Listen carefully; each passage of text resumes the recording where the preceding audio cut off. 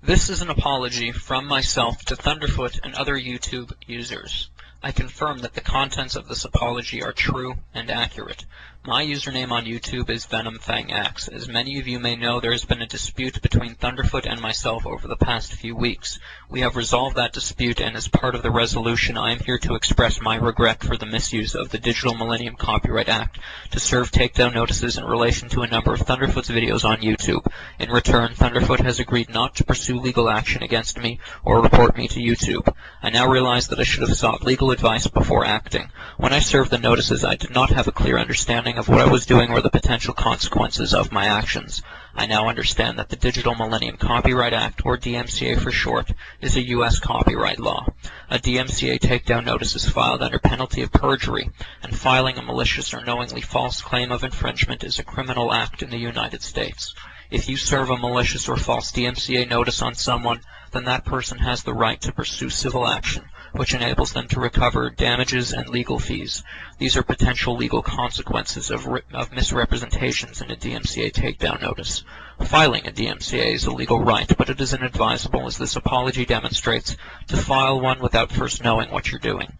Further, YouTube states that misrepresentations in a takedown notice is a breach of its terms of service, which can lead to the termination of your account. The DMCA takedown notices that I filed against Thunderfoot were enforced by YouTube on the 8th of September 2008, and the videos that I had lodged these notices against were removed. As a result of Thunderfoot's counter notices and the fact that I did not take legal action against him, the videos were reinstated on the 1st of October 2008. I did not contest these counter notifications, as I did not have a valid copyright infringement claim and I was wrong to have served these notices.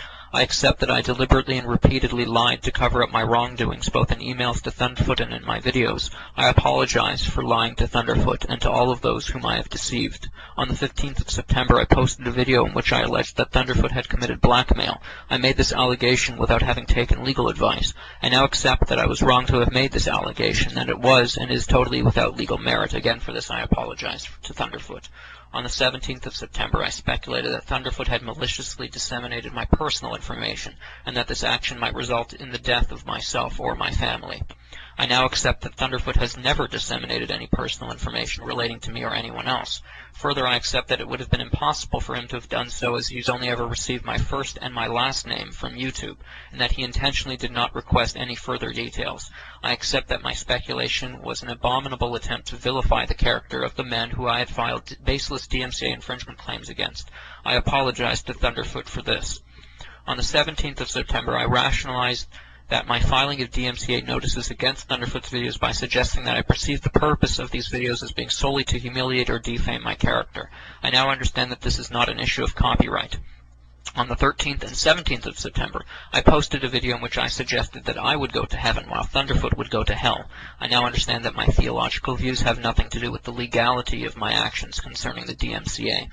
Finally, I accept that the language and tone of the 5 videos I made following my misuse of the DMCA were confrontational and inflammatory, and that I am very lucky that Thunderfoot maintained his objectivity in the face of this hostility.